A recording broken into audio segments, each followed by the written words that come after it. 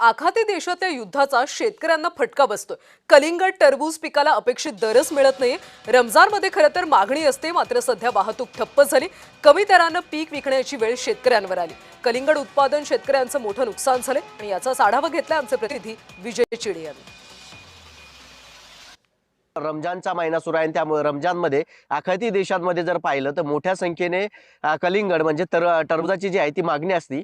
मात्र यावेळी जर पाहिलं गेलं तर युद्ध सुरू आहे, त्यामुळे इंधन साठा जो आहे तो कमतरता आहे। त्यामुळे सध्या जो आहे तो सर्वाधिक फटका जो आहे तो कलिंगड शेतीला बसत असल्याचं आपल्याला पाहायला मिळत आहे। मी सध्या कलिंगडच्या शेतामध्ये या ठिकाणी जर बघितलं गेलं, शेतकऱ्याचा माल जो आहे तो एका काळी 20 रुपये ते 30 रुपये किलो प्रमाणे जाणारा कलिंगड जे आहे ते आता केवळ 6 रुपये ते 7 रुपयावरती आलेला आहे। आणि त्यामुळे शेतकऱ्याने लाखो रुपये या कलिंगड शेतीवरती खर्च केले, मात्र यातून आता उत्पन्न मिळत नसल्याने शेतकरी जो आहे तो आता संकटात सापडला आपल्याला पाहायला मिळत आहे।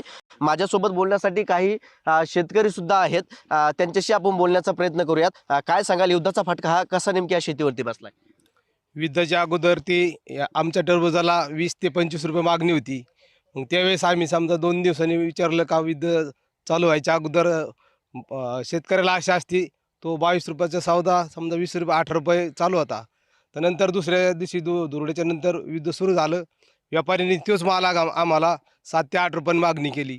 मग नंतर उन्हाचा फटका बसायला लागला, टरबूज आतमध्ये चट्टे पडायला लागले, तर तो माल आम्ही युद्धाचे धाका आम्ही 7 रुपये 8 रुपये व्यापाऱ्याला देऊन टाकला। जो युद्ध चालू है इसके वजह से थोड़ा भाव रिवर्स है।